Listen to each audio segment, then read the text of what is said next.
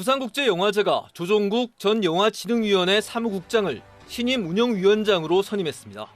집행위원장 1인에서 동급인 운영위원장까지 2인 체제로 바꾸는 것입니다. 다이빙벨 사태 등 비상시나 과도기를 제외하면 전례 없는 상황입니다. 비프 측은 예산만 150억 원에 이를 정도로 성장한 만큼 영화 담당과 조직 운영을 나누는 게 불가피했다는 입장입니다. 집행위원장이 절반에 해외 나가 있거나 아니면 했을 때 부산영화제를 대변해서 당당하게 이야기를 하고 조직에 책임을 질 수 있는 사람이 이제는 필요하다고 판단을 한 거죠. 운영위원장 선임은 6개월 전부터 논의했고 토론토, 베를린 영화제도 2인 위원장 체제라고 설명합니다. 하지만 영화제 측의 이런 설명에도 외부에서의 시각은 곱지 않습니다. 선임 과정과 영화제 내부의 역학 구조를 놓고 다양한 비판의 목소리가 나오고 있습니다. 부산 영화제인데도 지역 여론과 영화인들의 의견은 배제된 채 일방적으로 결정된 데 대한 반발이 심상치 않습니다. 또 집행위원장이 영화만 담당하면 예산과 조직을 맡는 운영위원장이 사실상 실권을 갖는다는 지적도 나옵니다. 특히 신임 운영위원장이 이용관 비프 이사장과 가까운 만큼 내부 장악력을 높이려는 조치라는 해석도 나옵니다. 부산시도 갑작스런 비프의 결정을 예의주시하고 있어 전례 없는 공동위원장 체제가 어떻게 작용할지 주목됩니다.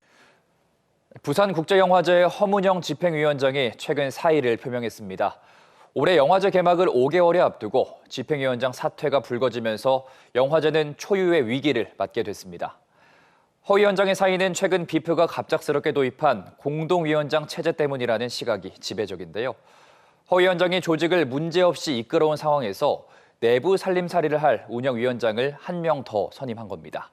정작 허 위원장은 이런 사실을 제대로 통보도 받지 못한 것으로 알려졌습니다. 새 운영위원장은 영화계에 잘 알려진 비프 이용관 이사장의 측근으로 비프 위상과 비중에 걸맞지 않은 인사란 평가가 많습니다. 갈등의 본질은 비프의 사조직화입니다. 지난 2007년부터 비프를 이끌어온 이용관 이사장은 2026년까지 장기 집권 체제에 들어갔습니다. 끼리끼리 자리를 나누는 관행이 만연해서 특정인의 비프 사유화란 지적이 나온 지도 오래입니다. 영화제 원년 멤버인 김동호, 강수연, 김지석은 다 떠나고 결국 이용관만 남았다라는 자조 섞인 말까지 나올 정도입니다. 집행위원장 공석으로 당장 다음 주 열리는 칸 영화제부터가 걱정입니다. 어렵게 쌓아온 비프의 해외 네트워크와 또 위상에 구멍이 생기지 않을까 우려의 목소리도 큽니다. 지난 2014년 다이빙벨 사태가 외부 요인이라면 이번엔 내부 문제로 영화제가 최대 위기를 맞았습니다. 한 해 60억 원에 가까운 시민 혈세가 영화제에 들어가는 만큼 이젠 부산시가 전면에 나서 해결해야 할 시점입니다. 앵커 리포트였습니다. 지난주 부산국제영화제는 갑자기 허문영, 조종국 공동위원장 체제로 전환됐습니다. 이용관 이사장의 측근인 조종국 전 영진이 사무국장이 운영위원장으로 임명돼 내부 살림을 총괄하게 된 겁니다. 이 이사장이 영화제를 사유화하려 한다는 비난이 쏟아지는 가운데 허 위원장이 전격 사의를 밝혀 논란은 걷잡을 수 없이 커졌습니다. 이용관 이사장은 조종국 운영위원장을 자신이 추천했지만 내부 영향력을 키울 의도는 아니라고 주장했습니다. 조 위원장의 적합성 여부에 대해서는 명쾌한 답을 내놓지 못했습니다. 좋은 분을 찾기 위해서 제가 말씀드리면 누구나 알 수 있는 분들과 접촉을 했었습니다. 저는 했다고 생각을 하는데 이렇게 돼버렸으니까 어쨌든 제 책임이라는 뜻으로 말씀드리는 거고. 허문영 위원장 사의에 대해 영화제 집행부는 책임을 허 위원장에게 떠넘기기 급급했습니다. 조종국 위원장 선임에 공감하고 사의를 표한 이유를 모르겠다는 겁니다. 총에 앞서가지고 이틀 전에 본인이 동의를 하고 현안 문제에 의견을 나누고 잘 끝냈다라고 제가 전달을 받았습니다. 이번 사태와 관련해 한국영화제작가협회와 부산영화평론가협회가 성명을 내는 등 반발은 계속 확산되고 있습니다. 그 운영위원장 선임 과정에서 드러난 폐쇄성, 비공개로 했던 것들, 그다음에 권력 집중화 이사장에 대한 이런 것들을 꼭 이번 기회를 통해서 고쳐 나갈 수 있으면 좋겠습니다. 이용관 이사장은 사태가 해결되는 대로 이번 논란의 책임을 지고 자리에서 물러날 뜻을 밝혔습니다.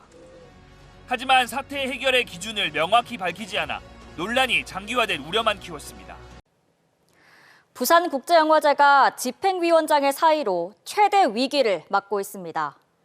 이용관 이사장도 사태를 수습한 뒤에 물러가겠다는 뜻을 밝혔지만 문제의 본질은 애써 외면하고 있다는 비판을 받고 있습니다. 이용관 이사장의 최측근으로 알려진 인사가 사실상 공동위원장이 되면서 혼란이 시작됐지만 이에 대한 언급은 없습니다. 이번 사태의 본질은 부산국제영화제 사유화 논란입니다. 이용관 이사장을 중심으로 한 몇몇 인사들이 부산국제영화제를 좌지우지하고 있다는 지적입니다. 많은 부산 시민들은 초창기 부산국제영화제를 기억하고 있습니다. 영화제가 열리면 남포동을 중심으로 부산 전 지역이 말 그대로 축제 열기에 흠뻑 빠졌습니다. 유명 영화인들과 시민들이 함께 먹고 마시며 어우러졌습니다.